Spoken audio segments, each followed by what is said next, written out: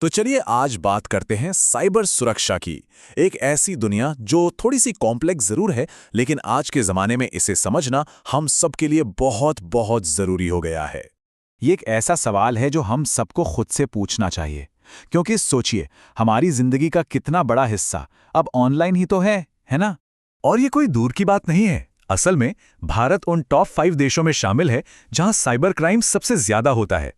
तो ये हमारी और आपकी, हम सबकी सच्चाई है। तो चलिए एकदम बेसिक से शुरू करते हैं। ये साइबर सुरक्षा आखिर है क्या चीज और हम किन खतरों से घिरे हुए हैं? अगर बिल्कुल आसान भाषा में समझें तो साइबर सुरक्षा का मतलब है अपने सिस्टम, अपने नेटवर्क और अपने डेटा को डिजिटल हमलों से बचाना। मतलब कोई आपकी जरूरी जानकारी को चुरा ना ले, बदल ना दे या उसे पूरी तरह से डिलीट ही ना कर दे। ये हमारी ऑनलाइन जिंदगी का एक डिजिटल किला है। अब बात करते हैं साइबर अपराधियों के सबसे बड़े और सबसे कॉमन हथियार की, जिसे कहते हैं मैलवेयर। तो ये मैलवेयर होता क्या है? असल में ये कोई भी ऐसा सॉफ्टवेयर है जिसे बनाया ही इसलिए गया है ताकि वो आपके कंप्यूटर, सर्वर या नेटवर्क को नुकसान पहुंचा सके, जानबूझकर। और ये खतरे कई तरह के होते हैं, जैसे कि वायरस, फिशिंग, हैकिंग और मैलवेयर के भी कई प्रकार हैं, जैसे ट्रोजन और रैंसमवेयर। मतलब दुश्मनों की एक पूरी फौज है। देखिए, हर मैलवेयर का काम करने का तरीका और मकसद अलग अलग होता है। जैसे वायरस है, वो किसी फाइल से चिपककर फैलता है और डेटा खराब कर देता है। फिर आता है ट्रोजन, जो एक शरीफ प्रोग्राम बनकर आता है लेकिन असल में आपके सिस्टम का दरवाजा चोरों के लिए खोल देता है। रैंसमवेयर तो और भी खतरनाक है। यह आपकी फाइल्स को लॉक कर देता है और फिर उन्हें वापस देने के लिए फिरौती मांगता है। और स्पाईवेयर, जैसा नाम है वैसा ही काम, छिपकर जासूसी करता है। तो सवाल यह है कि ये मैलवेयर फैलता कैसे है? देखिए, इसके कई रास्ते हैं। हो सकता है कोई ऐसा ईमेल आए जिसमें खतरनाक लिंक हो, या आप किसी ऐसी वेबसाइट पर चले जाएं जो पहले से इन्फेक्टेड हो।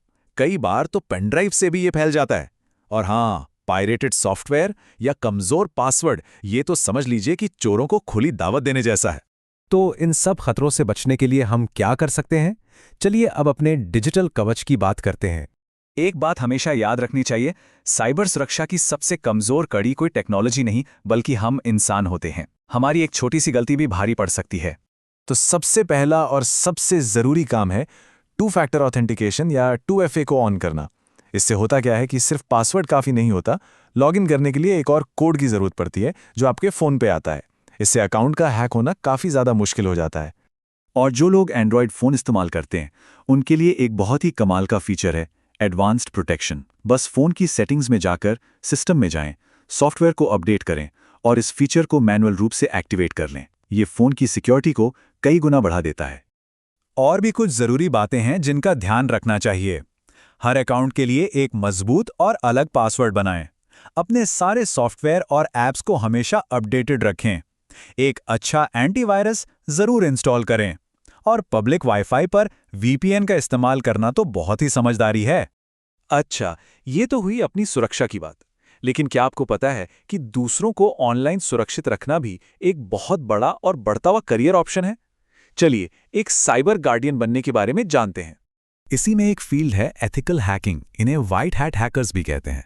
ये वो लोग हैं जो कंपनी की इजाजत से उनके सिस्टम को हैक करने की कोशिश करते हैं। क्यों?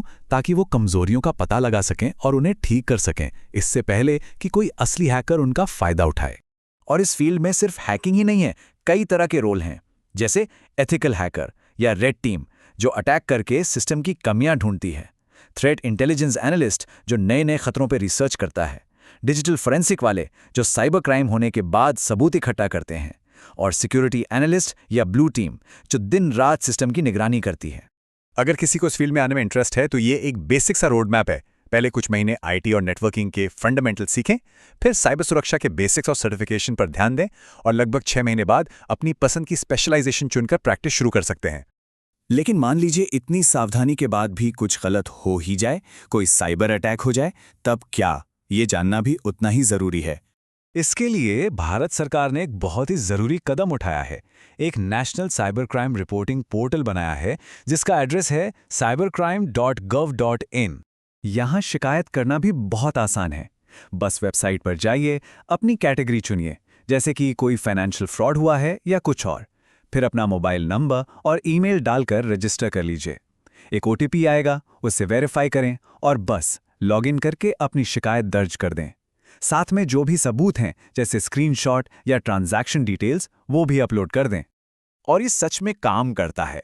देखिए, रवि का केस, उनके साथ फ्रॉड हुआ, उन्होंने फौरन इस पोर्टल पर जाकर शिकायत की, सारे डॉक्यूमेंट्स अपलोड किए और कुछ ही दिनों में एक्शन लिया गया और उनके पैसे वापस मिल गए। तो बात सीधी सी है, डिजिटल दुनिया में सुरक्षा कोई एक बार खरीदने वाला ताला नहीं है, ये एक लगातार चलने वाली प्रक्रिया है। और सवाल ये है कि क्या हम सब इस प्रक्रिया का हिस्सा बनने के लिए तैयार हैं?